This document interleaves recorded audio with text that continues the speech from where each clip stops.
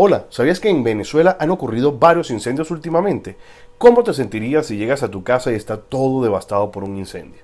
Yo soy Leo Pimentel y te invito a que te quedes a ver esta videoclase sobre prevención y control de incendios, precisamente para evitar que estas cosas sucedan en nuestra casa. Throw on your hoodies and grab your board. Short board, long board, fish board, fuck.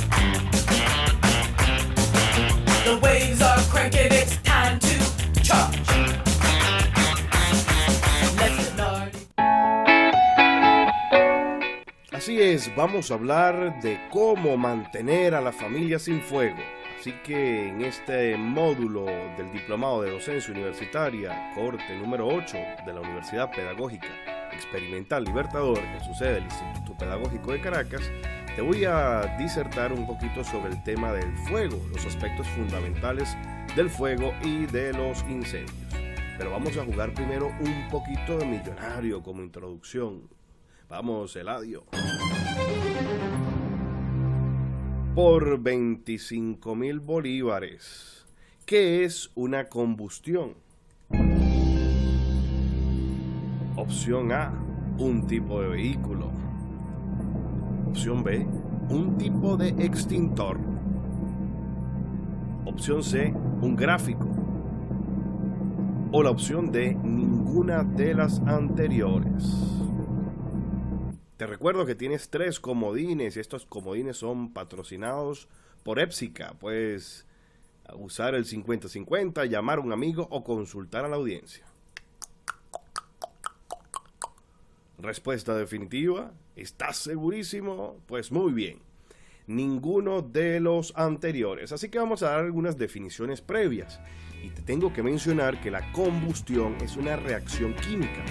Es una reacción en la cual un material se quema y el oxígeno aporta comburente, aporta la reducción, de manera que esa reacción química desprende calor, desprende luz, incluso algunos productos como dióxido de carbono, monóxido de carbono y vapor de agua.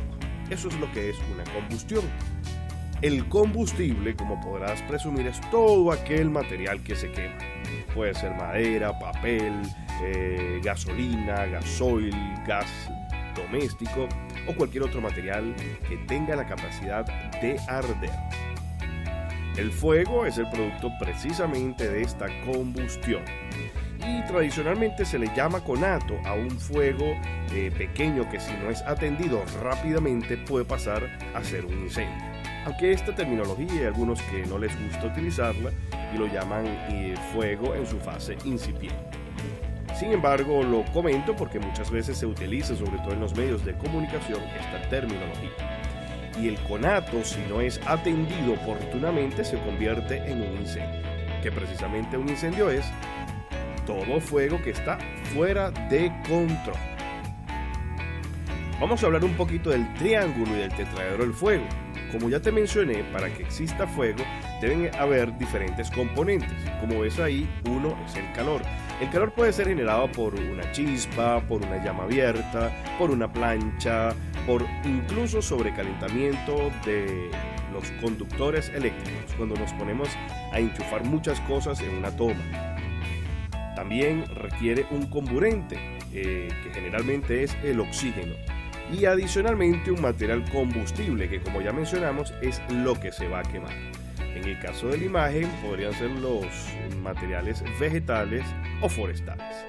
Sin embargo, esta teoría del calor, el oxígeno y el comburente se le ha agregado lo que se llaman las reacciones en cadena. Y esto es lo que se llama el tetraedro del fuego. Un tetraedro es una pirámide. Y como ves ahí, la pirámide tiene, además del calor, del oxígeno y de un combustible, las reacciones en cadena, que no es más que la serie de reacciones químicas que se dan en el fuego para poderlo mantener. Bien, vamos a ver este video.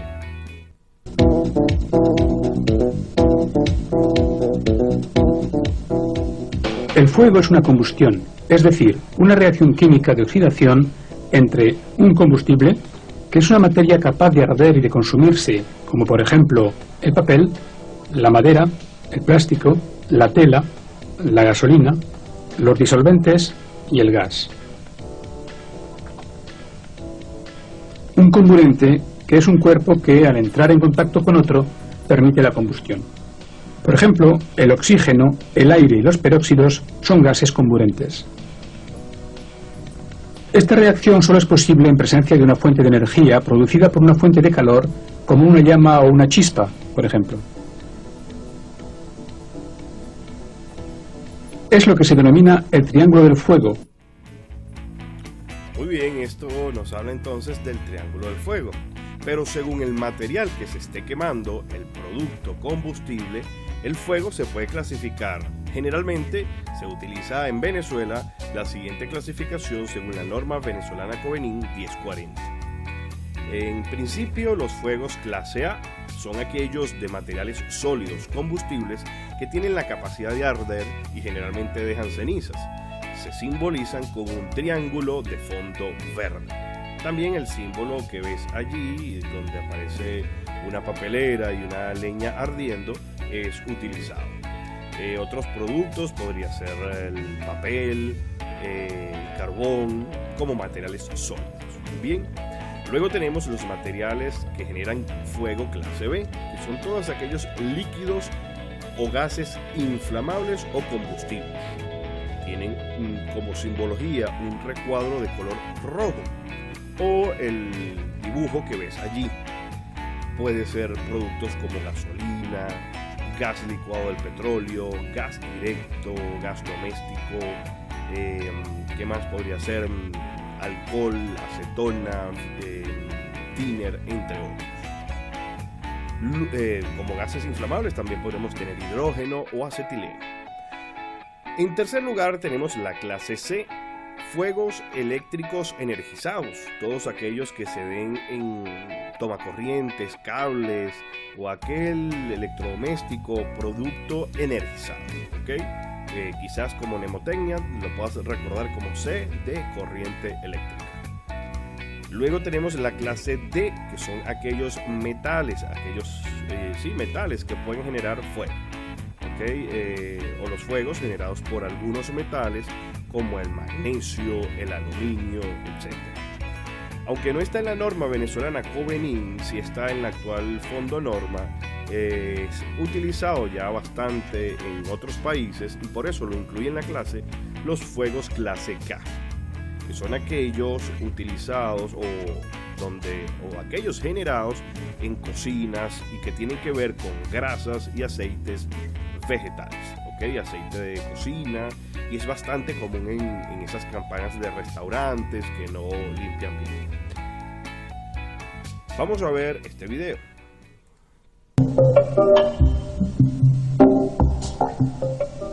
La naturaleza de la materia combustible determina la clase de un fuego.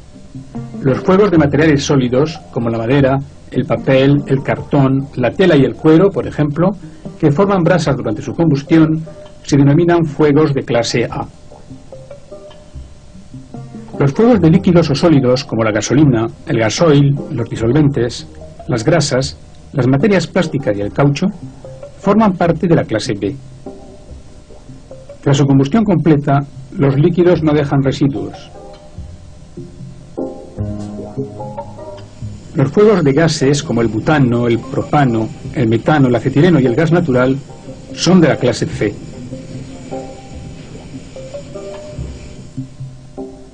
Los fuegos de metales, como el magnesio, el sodio, el aluminio, se denominan fuegos de clase D. Bien, esta es la clasificación de los fuegos, pero ¿cómo los podemos apagar? A ver, si ya dijimos que el tetraedro del fuego tiene 4 lados, ¿cuántos métodos de extinción crees que hay? Vamos, piénsalo bien, ¿estás seguro de esa respuesta? Pues muy bien, como hay 4 componentes del fuego, con que eliminemos uno, estamos apagando el incendio o el fuego. Aunque idealmente debemos eliminar más de uno para garantizar que ese fuego no se va a volver a encender. Bueno, ¿cuáles serán? Vamos a ir viendo cada uno de estos 4. Cuando eliminamos el oxígeno es lo que se llama ahogamiento o sofocación. Por ejemplo, cuando un sartén en llamas le colocas la tapa o una papelera. En ese caso, el fuego consume el oxígeno de la combustión o por la combustión y va a hacer que se sofoque el fuego. Por enfriamiento, precisamente cuando estamos aplicando agua, lo que estamos haciendo es bajar la temperatura. Incluso hace un tiempo en el TikTok de Epsica coloqué un video que hice yo de un sartén que estaba en llamas y aplicando más aceite, pero aceite que estaba a temperatura ambiente, logré extinguir el fuego de ese sartén. En ese caso el método de extinción fue enfriamiento. Luego tenemos la eliminación o la remoción del combustible, cuando de alguna manera eliminamos ese material combustible. Este es el ejemplo, o un ejemplo clásico, es cuando en los incendios forestales se usan los llamados cortafuegos. Si tú estás desmalezando una franja, vas a evitar que haya combustible y que se siga propagando el incendio. Como última opción tenemos la eliminación de reacciones en cadena. Esto lo logramos a través del polvo químico seco. Precisamente el PQS, por sus siglas, persigue eliminar o inhibir la reacción en cadena desde el punto de vista químico. Luego tenemos agentes extinguidores. Bueno, ¿cuáles serán? ¿Cuál se te ocurre que son? ¿O cuáles se te ocurren que son esos agentes extinguidores? Los que utilizamos los bomberos para apagar los fuegos. Muy bien, el agua es uno de ellos. De hecho, es el más común porque es muy económico, es fácil de conseguir y ciertamente se utiliza, como ya te mencioné, para hacer enfriamiento y también para apagar entonces el fuego. Como desventaja, solo se puede utilizar para fuegos clase A. Muy bien, para fuegos clase A. Porque si lo aplicas a un fuego clase B, a un fuego clase D, a un fuego clase K, ya las mencioné en todas las otras clases, puedes tener algún tipo de afectación. Luego tenemos el polvo químico seco, que es ese material o producto pulverizado que tenemos en los extintores y, como ya te mencioné, inhibe la reacción en cadena. Es sumamente efectivo. De hecho, en incendios de estaciones de servicio es la primera recomendación a utilizar, o también de un cisterna de gasolina, cosas por el estilo, porque el polvo químico seco rápidamente actúa contra el fuego. Desventaja, bueno, hace falta un extintor, pero ventaja, es relativamente económico, es relativamente fácil de conseguir, o sea, está disponible en muchos locales, etc. Luego tenemos la espuma. La espuma es un producto que se agrega como agente espumógeno o espumante al agua y se mezcla con el agua y el aire. Y la espuma tiene una gran ventaja, que suele generar una capa superficial sobre el combustible, lo que sofoca o aísla del aire. Luego tenemos el CO2, dióxido de carbono o anhídrido carbónico, muy utilizado en equipos electrónicos porque tiene la ventaja que desplaza el oxígeno y por sofocación o ahogamiento extingue el fuego. Como desventaja, no es útil en los fuegos clase A, pero sí puede usarse para fuegos clase B, C e incluso hasta en los D y en los K. Es muy utilizado en áreas de servidores, cuartos de cómputo, área donde hay electrónicos y similares. Y por último, me falta otro de los que te voy a mencionar en esta clase porque hay muchísimos otros. Hablamos de los agentes limpios, que se llaman así porque antes se utilizaba un producto que se llama halón y como es contaminante y dañino por la capa de ozono, hoy en día se utilizan otros productos como el Inergen o el FM200 que no causan esa afectación. Son algunas sustancias químicas que generalmente se aplican en espacios cerrados para desplazar el oxígeno. Y ahora sí, como te decía, por último, la arena. Sí, la arena, aunque les parezca loco, es muy útil para fuegos clase D, para fuegos de metales. De hecho, como dice ahí, imagen de Leonardo Valles, este es un amigo mío que viajó a la India y le tomó una foto y le llamó mucho la atención este tipo de extintores y le pareció como que algo precario. Y resulta que, como te digo, no es nada precario, es lo que se utiliza incluso en grandes empresas de almacenamiento de polvos metálicos combustibles.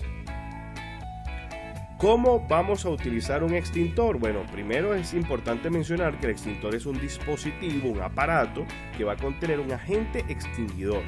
y al ser accionado va a aplicar ese agente extinguidor en el fuego. El que vemos ahí es un extintor, o el primero que veíamos, el que se ve a la izquierda, es un extintor manual que según la norma venezolana Covenin pesa hasta 25 kilogramos. Por encima de eso debe ser un extintor sobre ruedas. También se clasifican según el tipo de presurización. El que vemos a la izquierda es de presión directa, es decir, él contiene el producto extinguidor y además tiene un gas. Ese gas es lo que va a empujar para que el extinguidor salga. Pero evidentemente es un gas no inflamable. En cambio, el que vemos a la derecha es un de presurización indirecta, que en este caso en la parte exterior tiene un pequeño cartucho de ese gas inerte que cuando lo activamos va a presurizar el extintor y posteriormente con esto poder empujar ese agente químico para poder apagar el fuego. Para utilizarlo, bueno, en inglés hay un acrónimo que es PAS en español, algunos lo han traducido como TAR, que es tire del pasador para liberar el mecanismo de bloqueo. Entonces hay que alar ese pasador, apuntar la boquilla de la manguera a la base del fuego, posteriormente apretar la palanca para rociar el agente extintor y por último pues rociar la base del fuego de lado a lado hasta que se apague en modo de zigzag. Vamos a ver aquí un video que lo explica. Pasos básicos para el uso del extintor. Recordemos primero de qué consta un extintor. Manómetro, manguera, recipiente,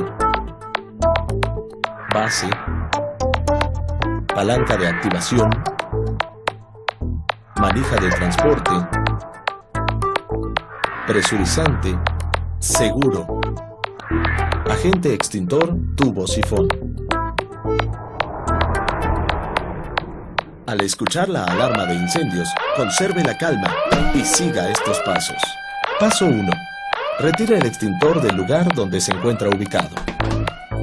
Paso 2.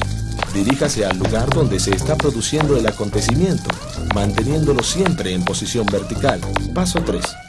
Quite el seguro que el extintor posee entre la palanca de soporte y accionamiento.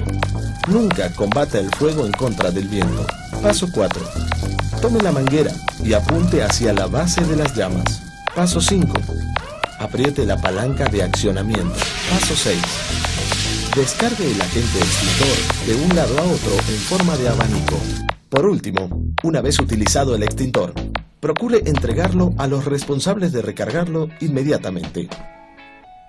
Muy bien. Y por último, como conclusión, te recuerdo la gran importancia de que protejas tu hogar contra incendios. En otra entrega o en otra clase hablaremos de precisamente esas medidas de protección, evitar sobrecargar los tomacorrientes, revisar las instalaciones eléctricas, evitar el uso de velas, sobre todo cerca de telas, cosas por el estilo. Tener mucha precaución cuando ponemos a cocinar algo, cuando tenemos líquidos inflamables también en el hogar. Es importante siempre protegernos, hacer prevención y tener por supuesto nuestro extintor y estar preparados para su uso. Para mí fue un gran honor haberte compartido esta clase. Soy Elio Pimentel de Epsica y puedes seguirnos a través de cualquiera de todas las redes sociales como Twitter, Facebook, Instagram, LinkedIn, YouTube, hasta TikTok tenemos. En todos estamos como Epsica.